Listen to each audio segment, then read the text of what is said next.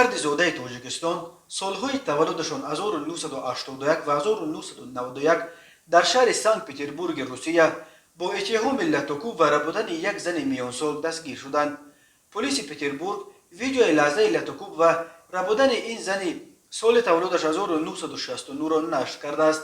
بنا به فرضیه مقامات صبح 4 اکتبر ساعت 7:22 دقیقه به پلیس خبر دادند که در پارکوفکای نزد بنای رقم 6 در کوچه پیزاژنیا مرد یک زن را لطوکوب دارد.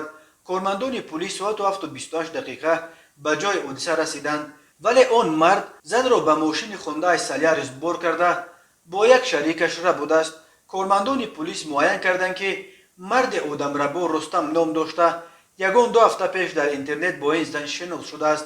در ملاقات اول زن پیشنهاد رستم را گویا رد میکند و او از این به خشم آمده وی را میدزدد. زن را به بیرون شهر بردنی بودند، ولی در راه بنزینشان تمام میشود و آدمربایان برای خریدن بنزین به یک نقطه فروش سوزشواری می‌درآیند. در آنجا زن از داخل ماشین گریخته در درون حاجتخانه پنهان می‌شود و در را از درون بسته به یاری دعوت می‌کند. آدمربایان اول کوشش کردند که در حاجتخانه را زده شکنند، ولی کارمندان نقطه فروش سوزشواری به پلیس زنگ زدند و آدمربایان فرار کردند.